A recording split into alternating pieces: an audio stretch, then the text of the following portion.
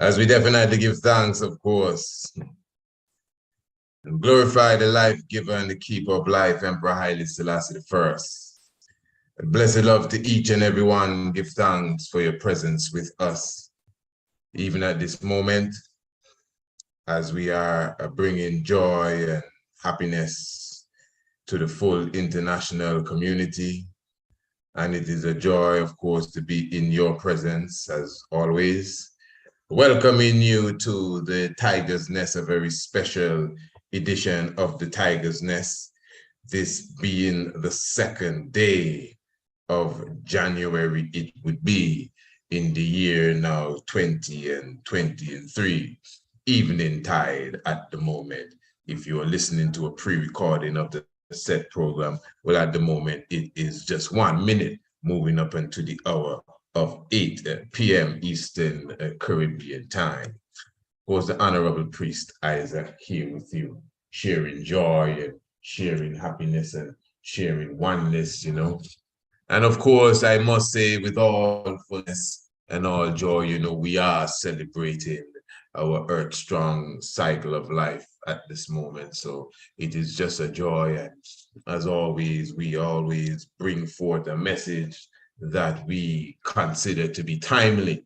And this evening will be no exception. Family, let me just first say, give thanks, you know, glorifying again the life giver and the keeper of life, Emperor Haile Selassie I.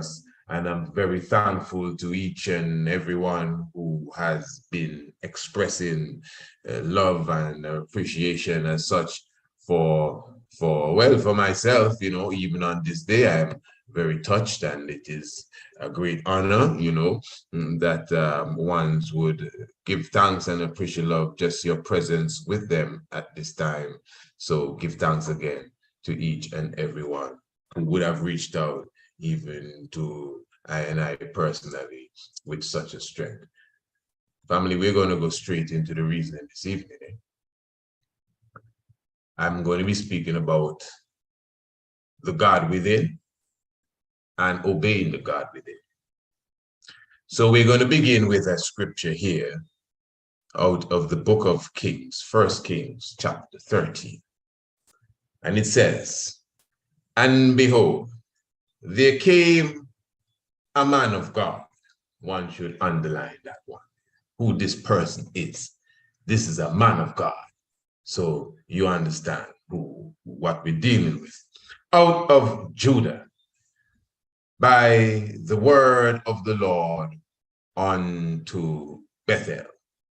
And Jeroboam stood by the altar to burn incense.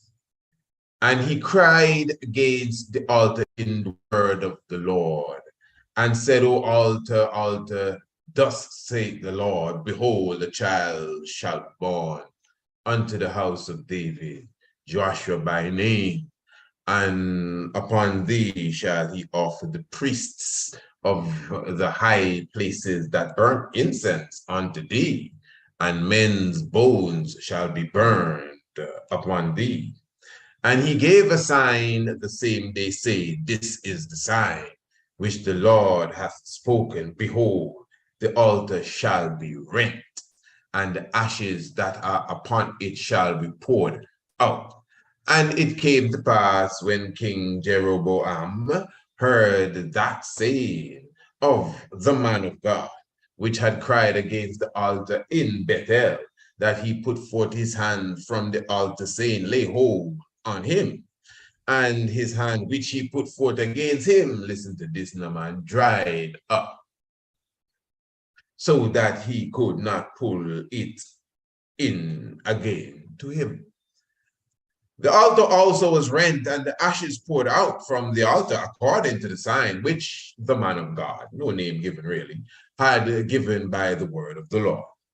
And the king answered and said unto the man of God, Entreat now the face of the Lord thy God, and pray with me, that my hand may be restored again. I have a lot of things to do. And the man of God besought the Lord, and the king's hand was restored again, and became as it was before. And the king said unto the man of God, come home with me and refresh thyself, and I will give thee a reward. Hear this now, man. 7th verse. And the king said unto the man of God, come home with me and refresh thyself, and I will give thee a reward. I mean, I see who you are. And the man of God said unto the king, if thou wilt give me half thine house, I will not go with thee, neither will I eat bread nor drink water in this place. For so was it charged me by the word of the Lord.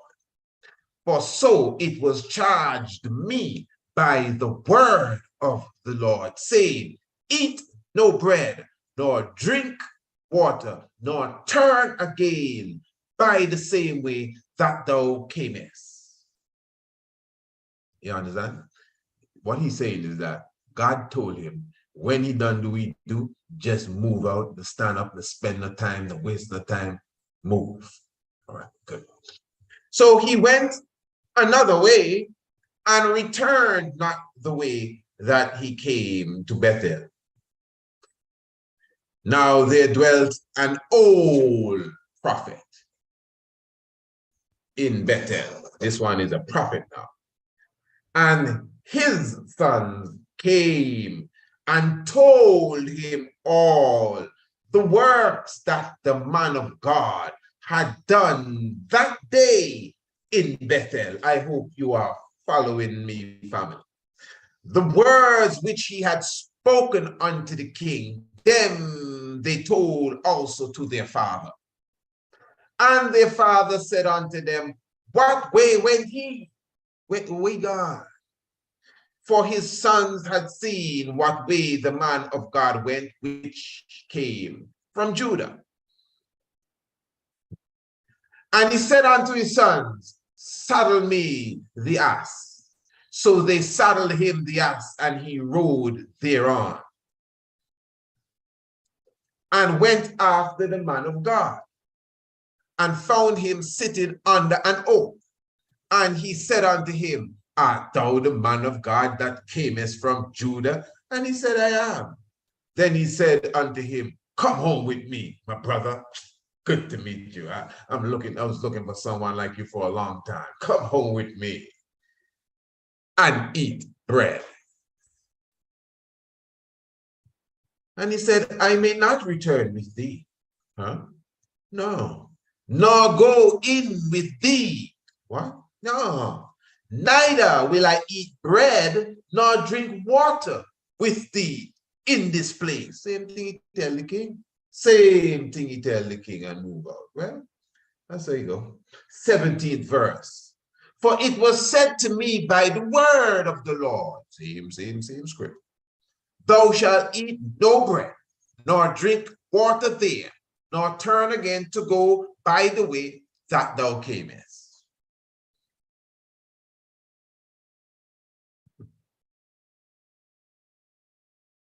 He said unto him, this is the old prophet now talking unto him, but brother, I am a prophet also, as thou art. Huh? And an angel speak unto me by the word of the Lord, saying, bring him back with thee into thine house, that he may eat bread and drink water. Hear this, man. But he lied unto him. So he went back with him and did eat bread in his house and drank water. And it came to pass, as they sat at the table, that the word of the Lord came unto the prophet that brought him back, the same one that they said lied unto him. The word of the Lord came to the prophet now that brought him back.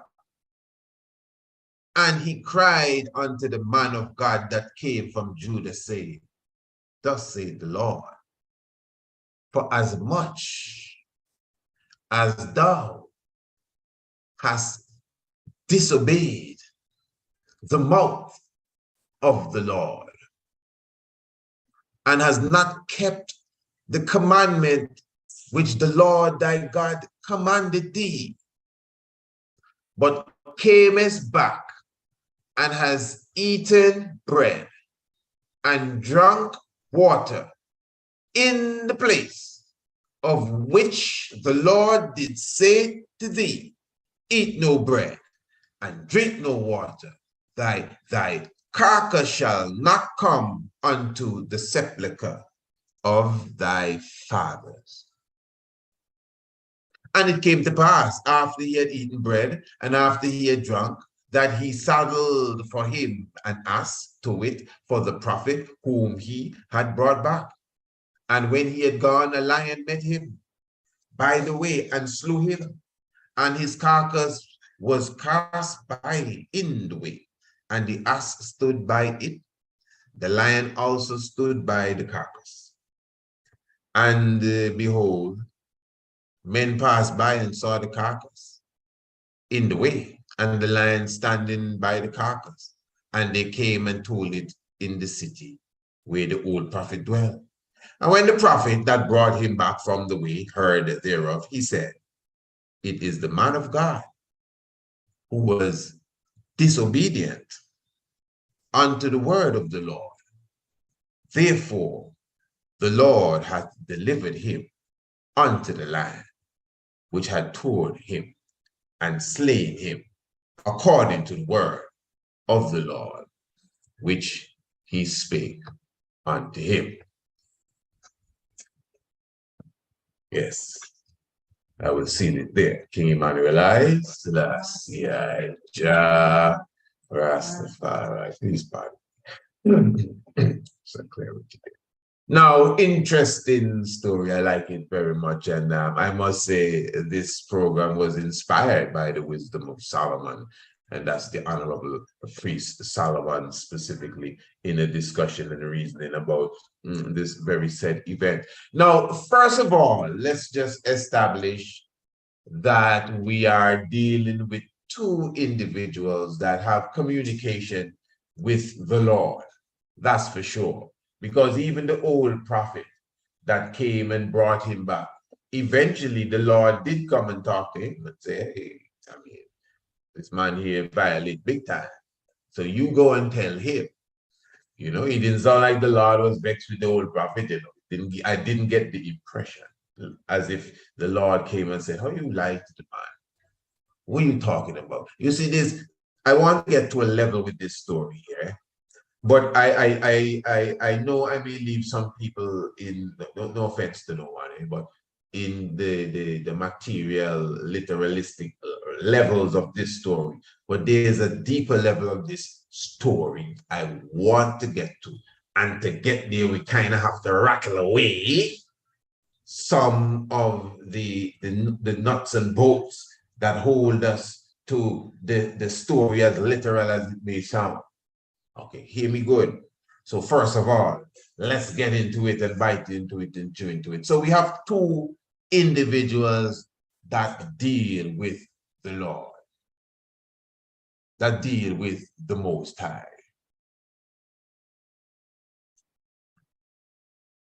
And one clearly got a word that you're supposed to go to this city here and do a work. And he go and he deal with the work, and he go and tell the king, yo, a man going to be born. And of course, give thanks to the Earthday again, this day, the 2nd day of January. And one shall be born, and he show the king at the time, Jeroboam, and say, hey, listen, this Joash that's going to be born, he and Joash is like Joshua and Jesus and all of that is the same when you look at it on the metaphysical level, a savior. And this man that shall be born going to take your priests that you have sending praises to all sorts of funny demons and witches, and he going to burn them. So when that man hear that, he said, yeah, And he said, no, man, fire, nothing can go on. He do what he have to do. And he point his finger and point his hand, and his hand dry up. And he said, no, I'm sorry. Forgive me. Forgive me, man. I didn't mean that. Go and talk to the Lord. See the powers the man have. Go and talk to the Lord and let him heal my hand. Yeah. And the man of God, who remains nameless, went and spoke to the Lord. And the Lord fixed the king's hand. And the king said, well, boss, real sorry. Meaning how me going to do that to you. But listen, man, I have a nice king-side bed home, a mosquito net, full works, you know what I mean? A cool spring next door. You can get anything you want, and you can spend the night. And next day, I'm going to send you off with provision and sheep and goat for your whole family. How much wives you have? The man say, hey, I good. I don't need nothing. In fact, I was given a commandment by the Almighty that when I come around here and give you the word, when I done, I supposed to leave. I ain't not supposed to even go the way that I came in. So I'm not supposed to stop and take anything from nobody. Especially you. It's you I come to bonfire upon me talking about come sleep with you. You mad. Yeah. Bye-bye. And he moved. So while he moving out, he take a little break under a tree, an oak tree, born in a chalice. He hears some people coming and look back. He see an ancient prophet. And the ancient prophet say, hey, man, I hear about the iron, man. Wow, you know easy. You remind me of myself in the younger days, man. Which part in Judah from? Yeah, man, I know nothing of that, man. Hey, listen, I want you to come back with that. He didn't tell him no angel, tell him nothing. He just said, listen to me, family. I want you to get this food. We're talking about the God within it. He tell the man, hey, I want you to come back with me.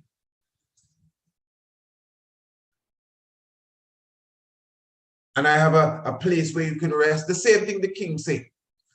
And more than likely, his space, even though he was offering the same thing as the king, his space, I am sure, was much more quaint and modest in comparison to the king. That's why I said king's size bed and mosquito net and chambers and maybe dance with girls, the works, anything you want.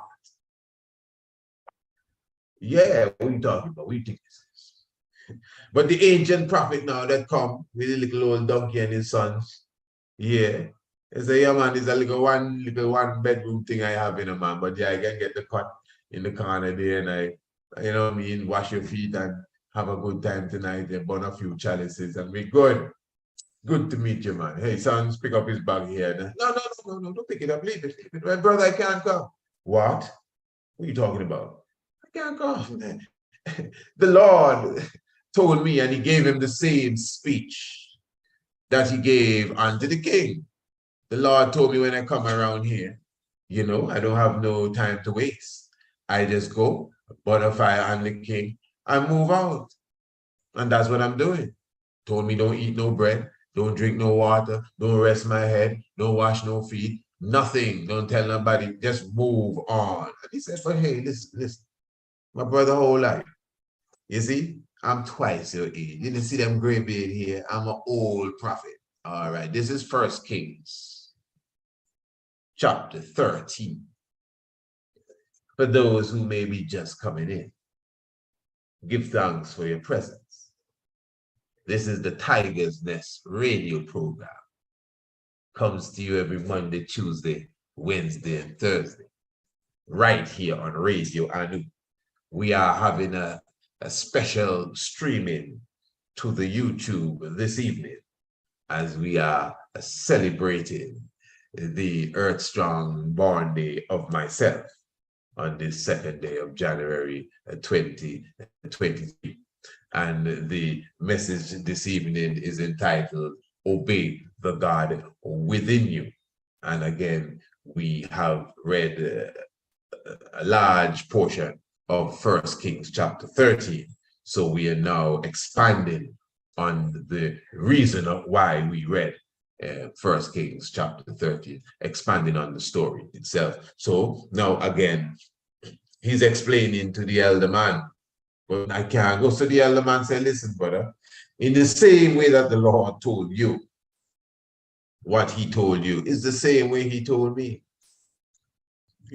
And of course, reading the story, one may say, well, an angel came to him, and and so on. So, but basically, don't want to get caught up in that, because if you are a Bible scholar, listen to me, if you are a Bible scholar, you would know that many times when it says the Lord spoke to someone, it's an angel, really. There are many stories we can point to. The burning bush. Now, that alone, people say it's the bush that was talking, but read the story properly. It said an angel was in the bush. Pardon me. An angel was in the bush, but it was the Lord talking from the bush, but it's the angel talking, not the bush talking, an angel in the bush talking, but the angel was the Lord. Well, not the Lord, but it was good enough as the Lord, but it was the Lord too. Because the Lord thing now is the next level again. If the Lord is the Almighty you're talking about, remember that is all the all in all, of which all living things partake of in oneness and different dimension, time and space, manifest in many different forms in me and you. That's where we get into the God within, the God within, the God within. So yes, he's talking to the Lord. The Lord manifests in that angelic form. That's all it is. That angel and wings and long gown and them kind of things and white flowing hair, because I know when we say angels, we still see that. Yeah, so the angel in the bush, remember, all metaphysics too, very esoteric. Although you may be visioning the bush and fire and the angel standing inside of it. I know that's the same thing I'm thinking about too. But that doesn't necessarily mean that's what it was. All right. So for sure, with all good comprehension again, the angel represented the Lord. So let's not get technical with him saying that an angel spoke to him from the Lord. It is the same one word, the Lord. And this may sound funny to some, but I would not even hang too much on the fact that the scripture says, but he lied unto him.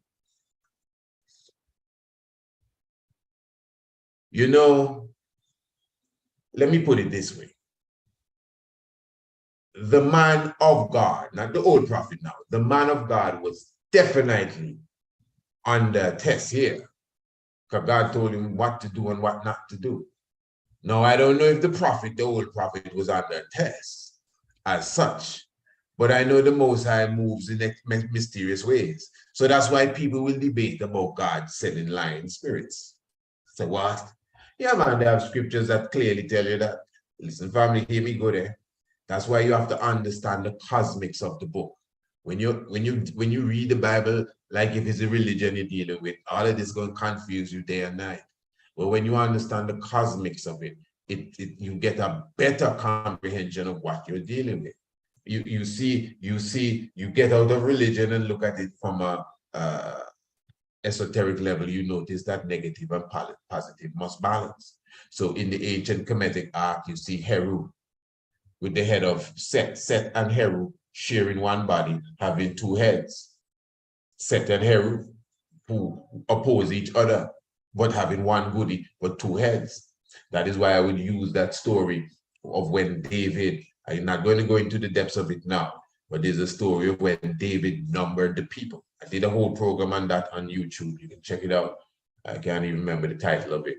I think the title is God working with I can't remember. Something, I can't remember. I don't want to even guess it. But the point is that David counted the people. He had a census, and the Lord was displeased about the census.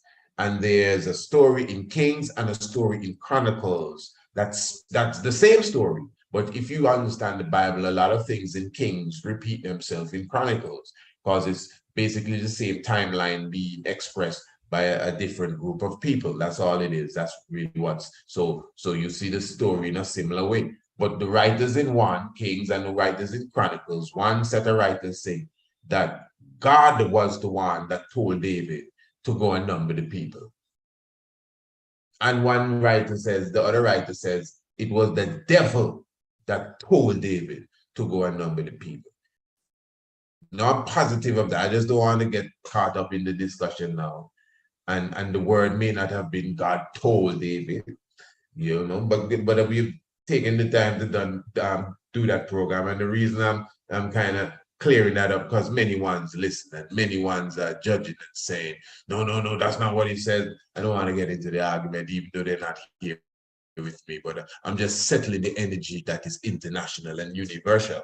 So it is clear for those who can look at this deeper than it appears, more than meets the eye, as they would say, read between the lines, you will see the balance. So when it says now that God created both good and evil, you don't get caught up. It's a religious mind that will get caught up. God created good and evil. Because what's evil now? You understand? Okay? I don't know evil is Satan, you know, and the red suit and the horns and the pitchfork and all of that. Order comes out of chaos. And in ancient mythology, the chaos would be considered evil, like a hurricane, and so that would be considered evil, right? and wicked and all of that, how it comes and tear down the place. But that's needed. All that's a part of nature. Night. I want you to listen to me, good family, please. Night, like tonight, is considered bad, you know. Tonight is evening, and tomorrow in the day is good. So what are you talking about, priest? Isn't that what I'm talking about? That's not what your religious say. That's why there's no night in Zion. There's no night in Zion. And the sun, that's why the sun comes and chases away the darkness. Because the night is a evil time. Night represents evil. Nothing wrong with night. Nothing wrong with night. What can be wrong with the night? The night, without the night, the whole thing mash up, you know. Night and day must balance. Night and day must balance. Nothing is wrong with the night. Not because the creeping, crawly things come out in the night and you lock your door in the night. And it's dark in the night and it's cold in the night. Nothing is wrong with the night. But the night has been used symbolically for, well, darkness and evil and wickedness and that kind of vibes. But that's in poetry. That's in religious poetry. So that's why it reaches all along into the song, that there's no night in Zion. No night in Zion, there is no night there. But we're wrong with the night. Nothing biologically wrong with the night. In fact, you need the night. You lock off the night, no man. And where you locking come on. The point I'm making is now, for those of us who are sensible thinkers, don't get caught up religiously, because you would not even understand this story here. So God created good and evil. He says it right in the Bible.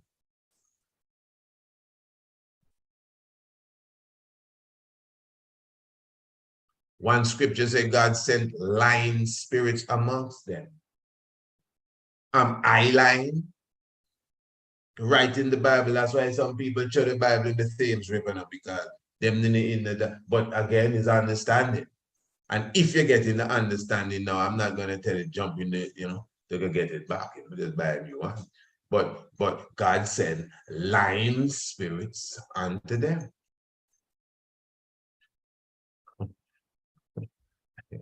Yeah, that's what it says.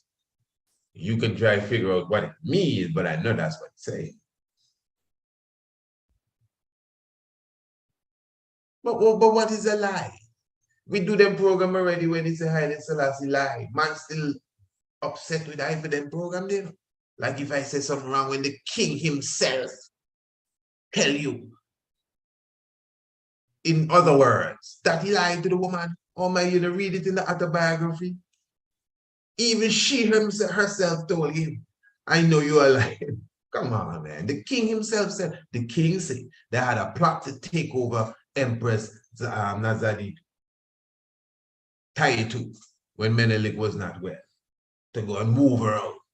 And them fellas come together and the king was there. Man, we just freshly read that the other day in the book, and I had a joy reading it. And the emperor say he not going along with them fellas here. Remember the emperor don't sit down with them, you know, as them time he wasn't the emperor. But he sit with them and he hear the plot to take over the house of Menelik and move out Empress title from her governing position as she was holding, because, you know, Emperor Menelik II was a bit down. That was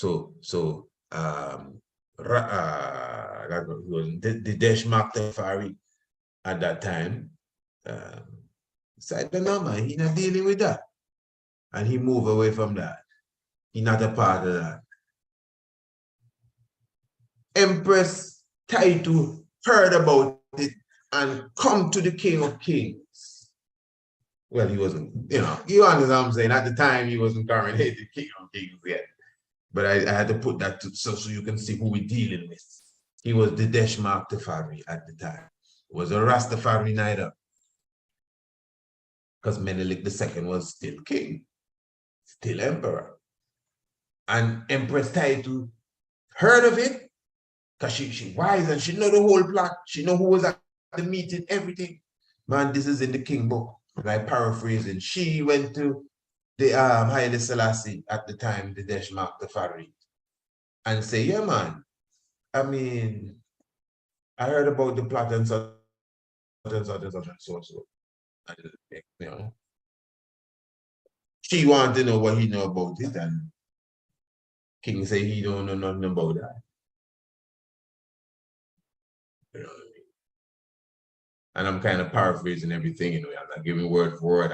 And again, remember, we would have done programs where we even read it bit by bit. Because you see, I'm not speaking with a script in front of me. You know? Hey, celebrating here.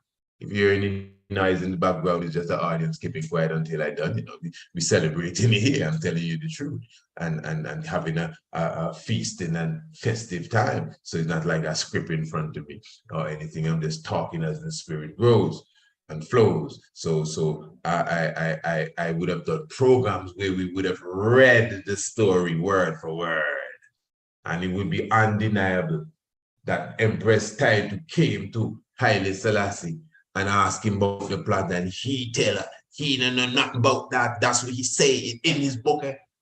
And she tell him, with respect to, that I know that you know about it. And the fact that you would keep it and not, you know, reveal to other people and sell them out, she respect him even more. Who are you talking about? So what do you say now? He lied? I just asking you. Yeah, when she asked him about it, and he said, he didn't say he don't want to say nothing. He said he don't know about it. That's my God Almighty I talk about. You know. Remember, I'm not religious, you know, so I'm not going to drop off the horse because of that. Yeah. Yeah, man. The king, hear this, man. In battle, when the king returned to Ethiopia to lick out Mussolini Italians, the emperor now set up a flyer with the president, with the imperial seal on it, and go and send that out to the villagers and make them know, yeah, that he passing through at a certain time. That was propaganda, so that the Italian soldiers would put themselves in formation to, you know, attack them or ambush them, something, while the emperor took another route. And I think they came back and attacked them. But that was propaganda. Yeah. I mean, that's just good. That remember is the imperial seal going into it. This ain't no play around thing. Imperial seal. Imperial seal, my lord. The word sent out. I don't know if all stamp and all fly, but it's on an official word, you know.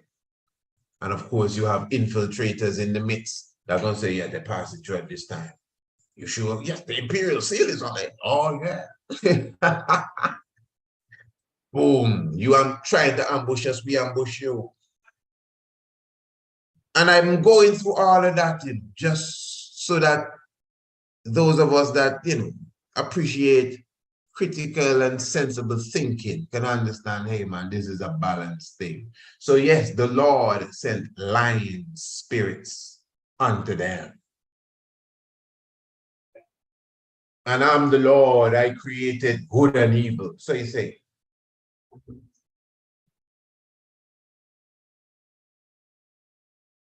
But of course, when evil alone means hell and Satan and them things and fire and then, you know, evil and evil, he gonna have you hold up forever, wondering how God created that.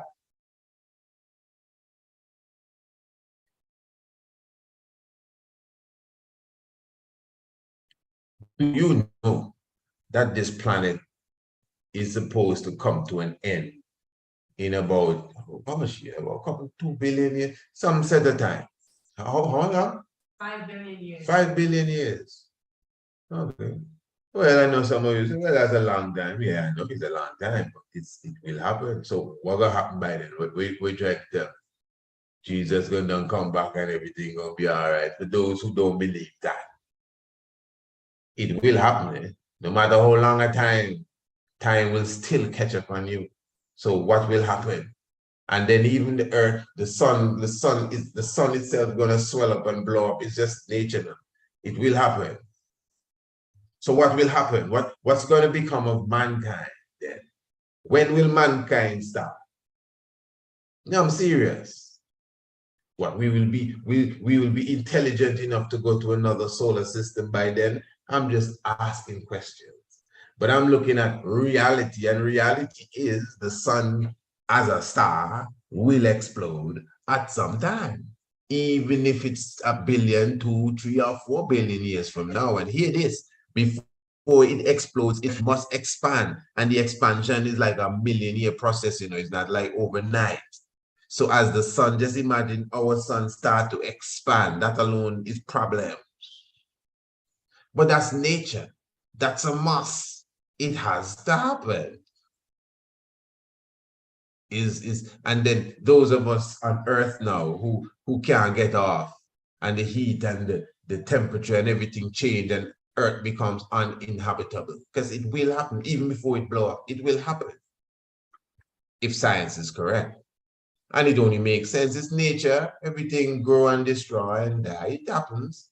It happens. Even if it takes 2 days, there are flies that live for a day, and there are stars that stay there for billions of years.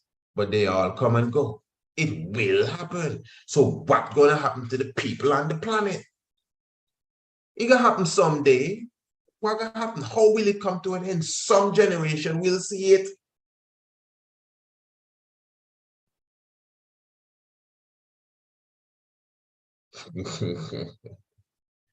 Yeah. It may not be no issue now, Rasta, but it have to be an issue sometime. So I'm asking now, in 4 billion years, and it won't be no 4 billion, it's gonna be much quicker than that. Will we be intelligent enough to go to another solar system? Number one, find it and find that perfect planet to carry all the people here, there, and start afresh. I know you may be saying, well, preach, you thinking too far.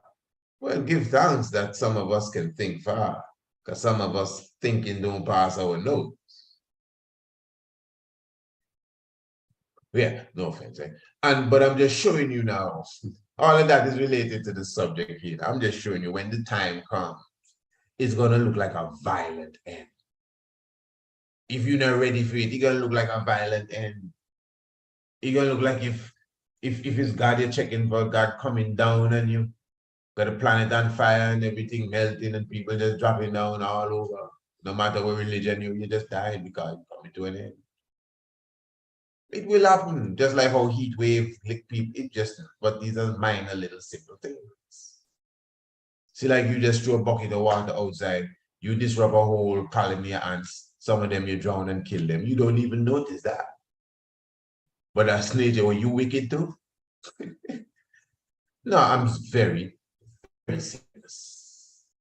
You wicked too. When you drive a car, you crush bugs and so. So if the star and the sun explode, it's going to affect this same planet here, and people will get die, radiation, kill people even before that happens. Nothing going to happen. Comets and so will lick it up. Things will happen. It will happen. It will happen. God created good and evil. Evil in them ancient science is seen as chaos, destruction. Hey, the tiger that tear on to the antelope. Antelope look as a tiger as evil, you know. But the tiger just got to do what he have to do to keep the ecosystem going. Right. That was still a good psychological reasoning to the family. Even though some may not see it connected to the subject. But believe me, you have that understanding, we could move on good. Because what I see taking place here in our family is this. A brethren come true, Rasta. Remember, when we talk about the God in you, what does that really, really mean? Because a lot of us, we love to say, well, Selassie, I know. And I believe we like that because we don't like leadership. So we're quick to say, well, you know, remember Emmanuel, we're not a leader now, Emmanuel, you know, all of us. Yeah, which is true. But are you in Emmanuel? Because remember, that's what he said. He's in the Father and the Father is in him. So he can be in you and you not in him. You know? And I think that's the problem. He is in all of us. But all of us is not in him. So now naturally, Rastafari, when you look at, you know, creation again, Rastafari, please listen. Creation, the intelligence that controls creation. And when I say creation, I don't just mean the springs and the rivers, all that is, whether you can see it or not. Keep in mind, we have different dimensions. Don't lose that. So it's all that I talking. You have parallel worlds. You have what people call multiverses. Some people try to call it multi-universes. That impossible. Not impossible. I don't want to go there now. But the point is, all that is, all, whatever it is, where it is, whatever dimension, all that is one. You better believe that. You yourself, you're connected to everything. Oh, come on.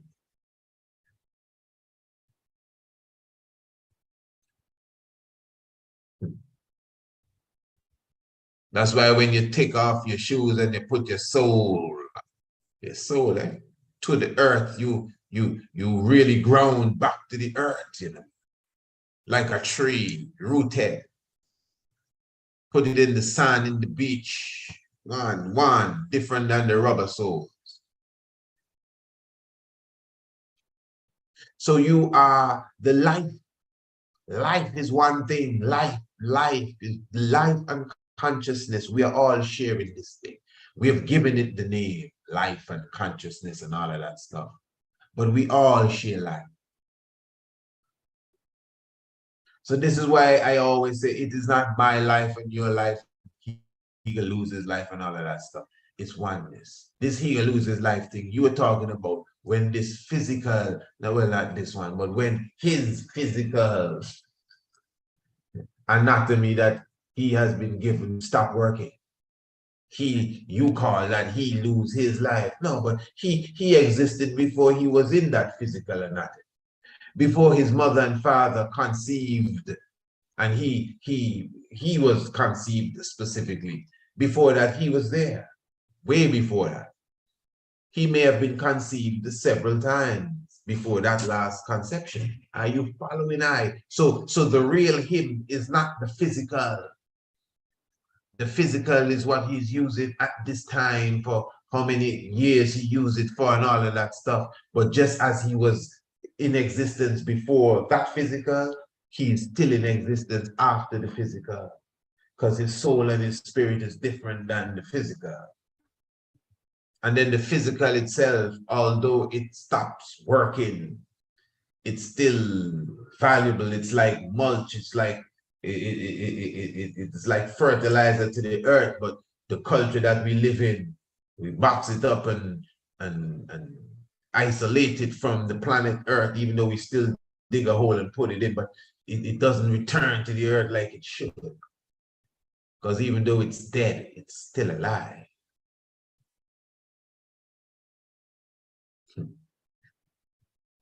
Nothing really dies, but that's the next story altogether. I'm not talking metaphysically, I be real.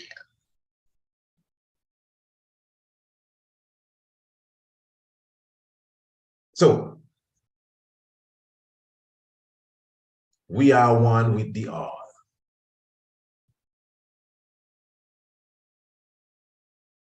And when we activate that Godhood within us, we are gods.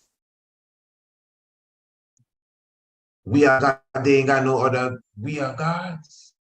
We are the gods. The God in me, the God in you, the God in her. Because the God is life. That's why life is love. That's why God is love. And I say, go, God is love.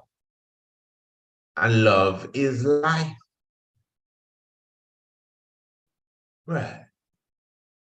So this is the concept of the God inside you. You have to, listen, you have to be confident enough to can rely on the space inside it. You got to be sure enough of yourself that you can listen to your own counsel.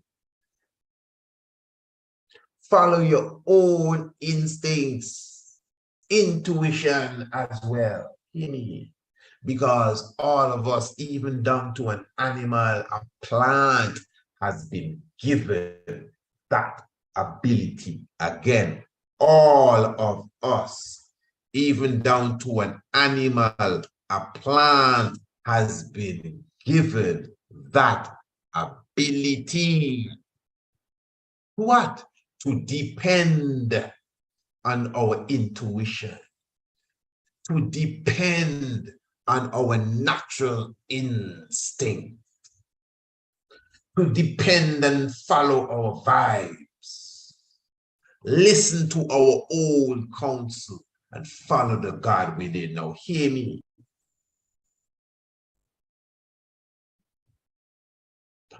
Listen good. Now, this does not mean that you do not take the word or advice of others. Even when you may have already made up your mind about a specific issue, it doesn't mean that you cannot look over something one more time because someone may be more elder than you and someone may be more experienced than you, would have given you a slightly different advice than what you came up with. I hope you're following me good. Because this is the case in the story that we read. I'm still talking about the story. Now, you now have to know how much you have furnished the God in you. Are you listening to me? You would have to be aware of the relationship that you have with the God in you. Because enough of us talk about God in you, and we don't really have that relationship with the God in us. I'm being very clear here, man. Come on. Me, I could tell you about myself. I know for sure I not only speak to God every day, and my God speak to me continually. I can show people around me, hey, look, my God talking to me. And they all say, yes, I see and I hear. I'm telling you, straight up, anyone, any human being that know me, that spend any time around me, can testify that God always talking to him. Straight up. Ain't no give thanks for the earth then. Holy man. Selassie, Rastafari. Pardon the little fashion day, must be the marijuana, you know, but yeah. But just, you know, just attached to the subject really, you know. But the point I'm making really is, I am confident of the God within me.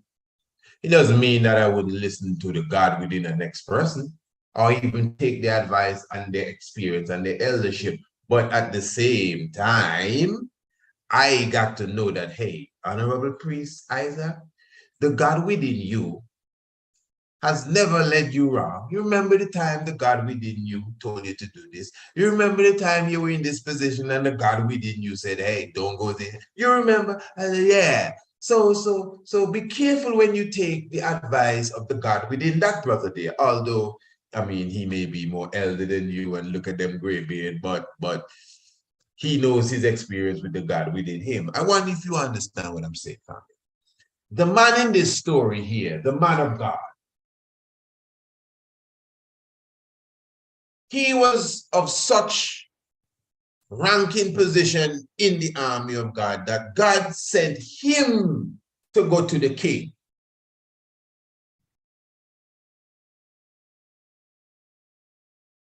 Remember the old prophet living Bethel, you know. God didn't tell the old prophet to go to the king, you know.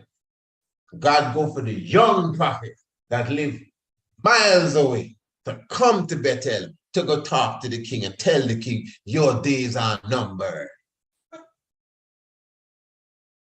And even when the king hand shriveled up, he had enough ability to go back to the God that sent him to go and heal the king.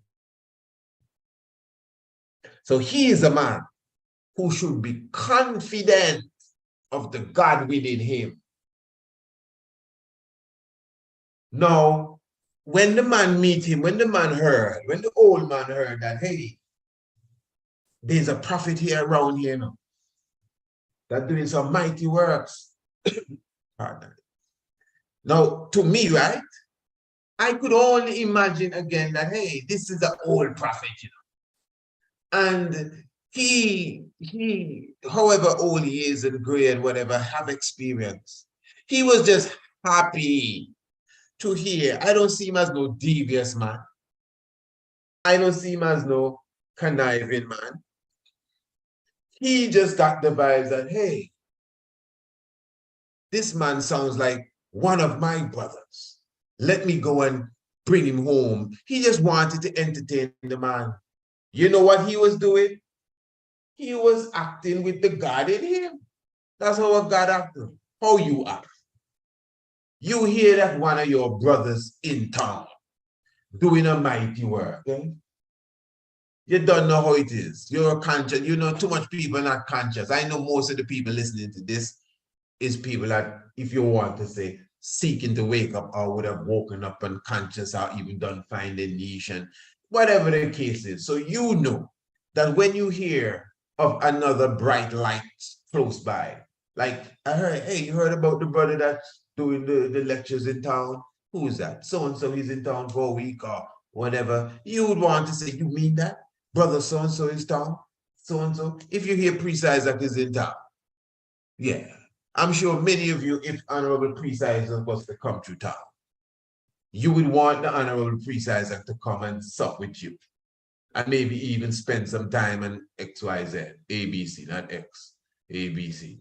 But it's the truth, because I'm speaking from experience. So that is the God within you speaking. I would do the same.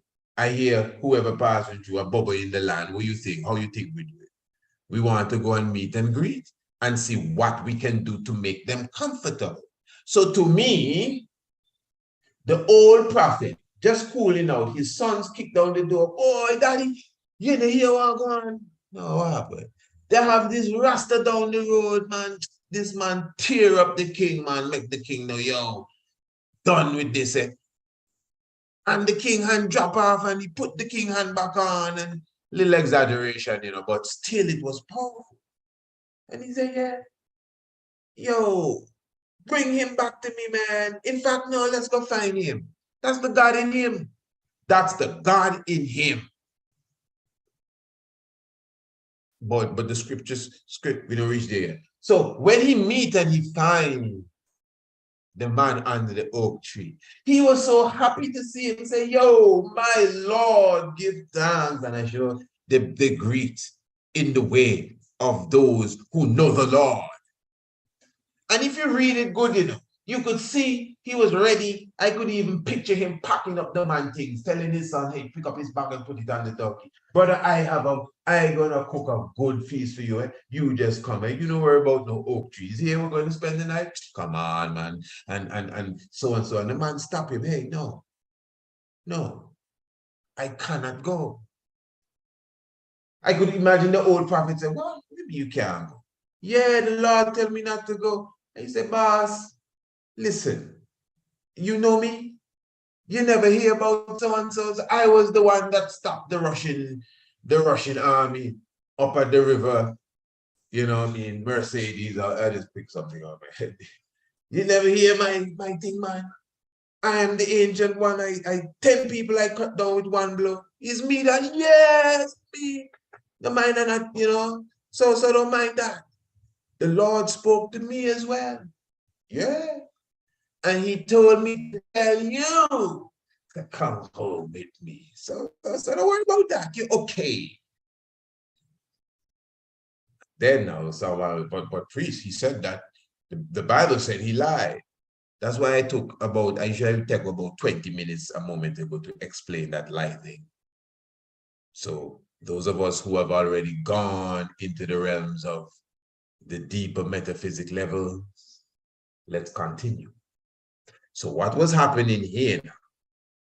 Because obviously, in a sense, hear this one, in a sense, no God really come and talk to the man and say, hey, there's a man to go on. So when he went to the man now and tell him to come, I can see he was like a bit shocked that the man didn't want to come. But true, he know that he was reacting and acting to the God in him. God in him. It is the God in him. It was the God in him. He didn't have to tell the man, well, an angel came to me too. No, the angel come to the man. It's the God in you that tell the man, yeah, you did the right thing, nothing wrong. It was out of love. It was the God in you that went to the man and said, yo, let's go. And the man followed the God in him.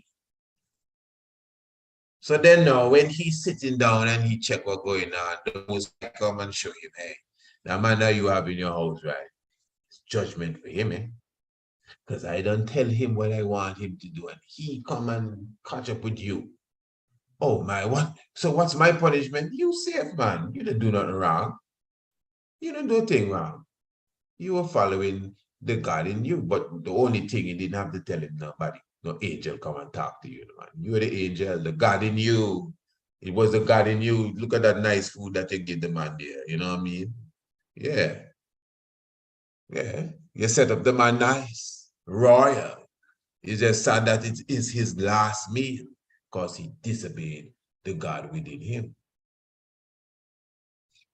So what it is in a family, even going through life in general, you see, that's why you have to build yourself. Build yourself. That is why I give thanks to King Emmanuel Order, number one, for sure, King Emmanuel Order. Not because you're in the order mean you're really following the order the way you should follow the order. And as I always say, when you add the literal order that he gives us plus the heart, and the heart means good thinking, you know, just like how the principles say no erring, no picking, no stealing, and all of these things. That's very important, their family. That's very important. The heart frequency of love. You know, I know some of us, I don't know how we just think so, but we need to think with love. Love, like just free up your heart, Rest. You don't this malice and finding time to be even talking things outside of productivity shows to me a lack of love. Because when you fully love, you wouldn't even be getting into too much of that conversation, even weighing down yourself with these conversations. Word sound is power. So the word, the thought, the words, but the heart is also very important, what you feel and what you express. So this is why King Emmanuel said that it is an heart for a kingdom. So you wear the right garments, you do the right things, you eat what you're supposed to eat, and you walk right, and you talk right, and you breathe when you're supposed to breathe and how you're supposed to breathe, and you wake up when you're supposed to wake up, and you rest down, and you do your morning prayers and your Psalms reading, and your morning devotion, and your Sabbath order, and your whites, and everything. You don't pass nothing out the window. Everything that you've been given to do, and you try your utmost best to walk in this principle that the Black Christ has given you, you are halfway there. But then the heart, that's very important. No offense, there are enough people that have a good heart, but they disconnected from the order of Melchizedek. You understand? The two of them have to combine. Enough people in the order of Melchizedek, but the heart needs enough cleaning out. Enough cleaning out. So let's work on the heart, our love. It's not too hard. It can't be hard. I don't know why we have to hate. No need to hate. Just stop. When you hate somebody, well, you want a man, okay, I understand. Try your best. Just love. I know you don't have to tell nobody and keep saying it. Well, it's them man, me love them, just keep it quiet. Just stop talking about it then. It's all right. You're showing it up. You're not serious about it. Just keep it quiet and done with it, and just love now. Love. Move on the world with love. When you see the person, salute them. If they don't answer, okay, you get the point. Just it's all right. You don't have to force it. I don't keep telling people about it. Let's show love now. Love them, man. Love, happiness, love, give, neighbor. People that you see every day, love, give them something. Love, share something. When you buy something, leave a tip. Something. Love, man. Love and happiness. That's the word, man. You understand? You don't want to rob nobody. Who you want to hurt? Why would you want to hurt somebody? You don't understand? Who hurt you? Love. So if you can penetrate them frequency and work at it too, work at it. Think of ideas to make other people happy. Think of ideas to make sure people get fed. Think of it and try to implement it. That's a God working there. That's what God do.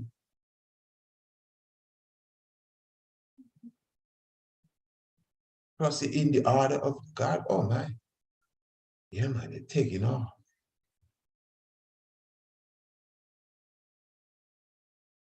So when you're in that state and you have confidence, plus it's obvious that the God with you.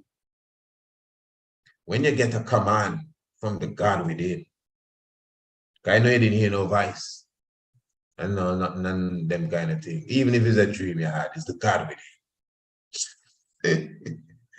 Yeah, I know no hologram come in front of you and talk. Yeah, it's the God within. Even if it's a voice you hear, it's the God within. Whose voice you heard? The one on the movie? It's the God within. So you as the God within have to have wise judgment when to take example, when to listen to counsel, even of the elders. But they have times that even the elders, the gray-bearded ones, even sincerely acting on the God within them. But you have to be obedient, especially when you know you get a stern commandment from the God within you. Trust it. King Emmanuel, Selassie, Jah, Rastafari. Give thanks, family, for such joy. Enough said. Most I would say, join us on Radio Anu for the after come together. Some say after party, like they want to part up everything here. And an election party. Right now is a big wrong election taking place around here. Eh? So join us for the after, not after party, but the after come together. Radio Anu. Yeah, the link is in the description below. If it's not there, it will be there soon. But it's all right. It's priestisaacinstitute.com. Most of you already have the link. Right, you know everything. You know how to get there, man. What are you talking about? Radio Anu. Join us on Radio Anu right now. As I say, the after come together for enough vibes, enough energy, enough chalice. We're celebrating Earthday, the God within. Give thanks to the life giver and the keeper of life. Give thanks to the love. I will be sealing off with the brothers and sisters on YouTube. Those of you right here on Radio Anu, do not go anywhere at all, specifically. And those of you on the YouTube, please join us right here on Radio Anu as we continue to flow Earth Day celebration. Give thanks again to all those who has been sending, greetings and love. I really appreciate love, great joy and celebrate your solar cycle. I know some of us too dread and really believe in them things and Pope Paul. I ain't got nothing to do with Pope Paul, but it's a natural solar cycle where the sun was in its astronomical movement the day you came out of your mother's womb is where the sun is, at the time again, the same year. Whether you think the year started around there or whatever, at least the 365 and the quarter, yes, is precise.